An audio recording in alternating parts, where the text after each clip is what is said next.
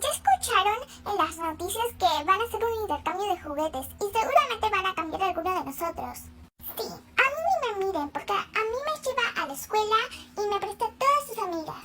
A mí tampoco ni me miren. Me usa todos los fines de semana. Yo creo que me va a intercambiar a mí. Estoy muy destrozado. Creo que voy a tradear me darán muchas cosas por él.